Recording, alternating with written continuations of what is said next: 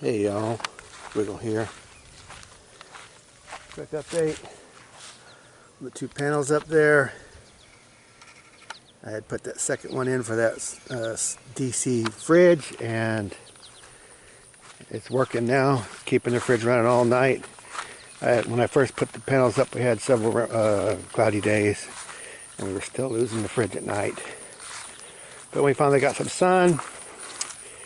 It seems we are now getting through the day and the night, day after day, without any problems.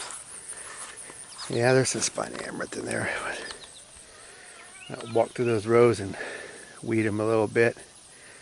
That's my 3 sisters. You can see the corn coming on. You can see the squash, butternut squash coming on, and you can kind of see the beans up in there a little bit. Now you can see, oh my word, yes, there are tomatoes. They are finally doing something, and the peppers are finally doing something, but spiny amaranth taking over. So I'm gonna have to work on this for sure. I even see a few tomatoes. I know it's all late, but I was out of town and I didn't get to do what I was doing. And those poor sunflowers are all drooping. They're kind of done their thing, I think. They're getting heavy. We'll see if we get any rain. If not, I might have to go start cutting some heads off. Birds are certainly eating them, but that's all right. So that's just a quick update on my 3 sisters. Like, what was it? 4 or 6 weeks late getting them in. Something crazy like that. All right.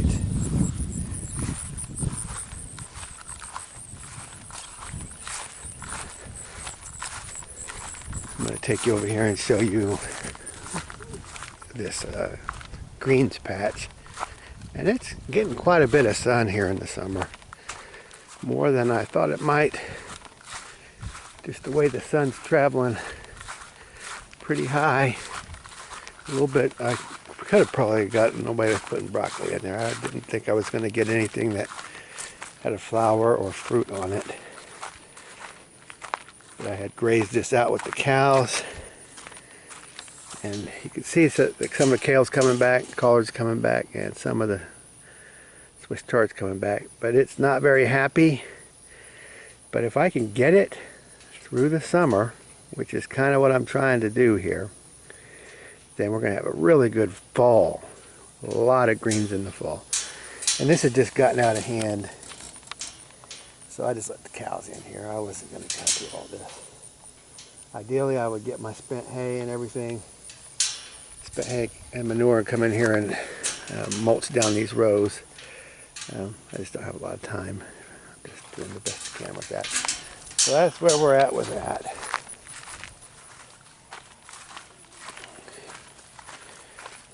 I don't know if I ever updated you on my compost. This is my compost bin, and this thing will last us for years because we do have chickens and we feed a lot of our stuff to chickens. Coffee grounds I just kind of throw out on the ground, just let it wash down the garden to nitrify. So we're just putting like citrus peels and avocado and eggshell and that kind of thing in the compost. So it's going to last a long time. We're never going to get those filled. I'm going to come around here and show you what I'm working on. Now, I've been working on this solar deep freeze, and it looks like I might have made a deal with a neighbor where, you know how hard, you may or may not know how hard it is to get processing times the way it's going. This guy has a long-standing relationship. He's a beef producer, small beef producer. He sells his own beef on his farm. Anyway, he's just around the corner from me, like a mile away. And I've been talking to him, and it looks like we might try to barter him processing some of my animals, because he's got open slots in August. So he might process a couple for me, and I might do some bartering for other animals that he would just get to keep for himself.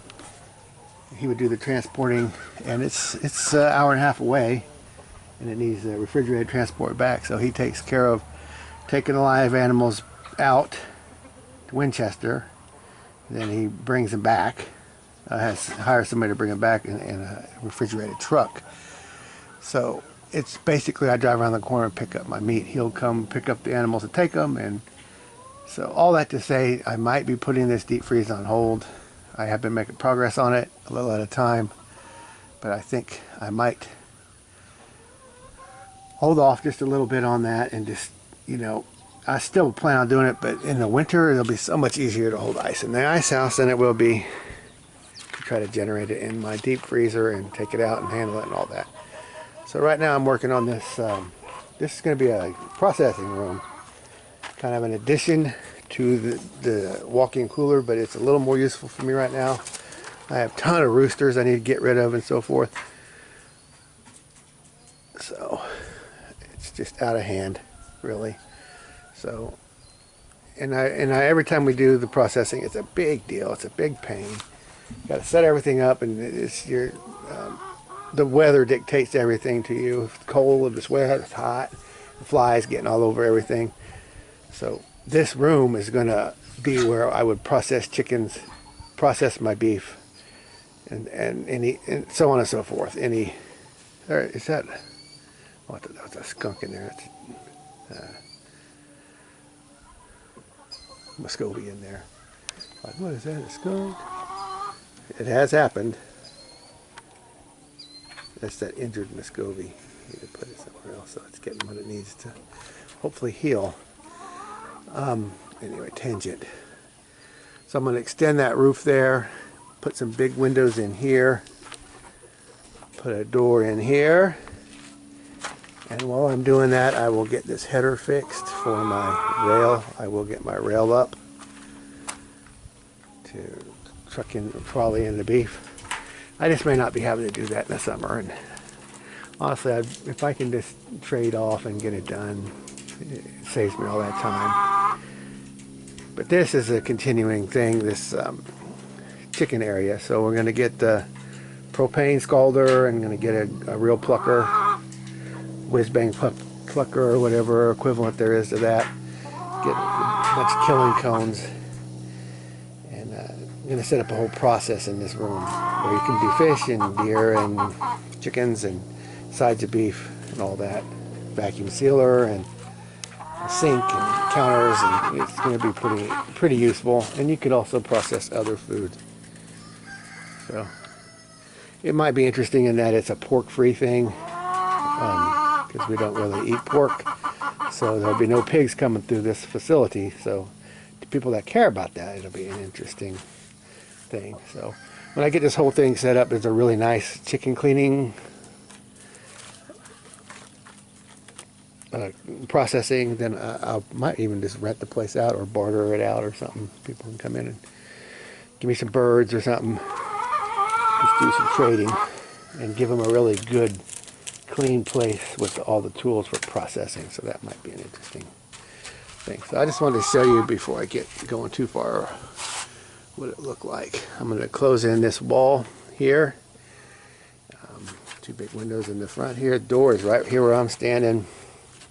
Then the counters will run along galley style, kind of a U shape even, all the way around. The sink will be under the windows. So they'll have a nice view. So it's hopefully will bring some value to our efforts here, bringing in people to use this facility. And we'll use it ourselves too. And this actually is going to get all roofed in here. I'm going to change the kind of like put a gable end roof on it. Then I'll have to, or dormer style roof. I'll bring the dormer back into that roof. That way all this is covered. So it's going to be a bit of a project, but it'll help make, you know, year-round processing manageable. And you know, a lot of people need the processing in the winter after the grass dies out. So you need to have this where you're not going to freeze out here. Have it reasonable. So anyway, I will update you on this project. This is what I'm working on before the sun. So we got the sun over here. It's going to travel over later in the day. It gets really hot over here, so while I'm shaded, I'm going to be getting this done. So I guess that's wiggle out.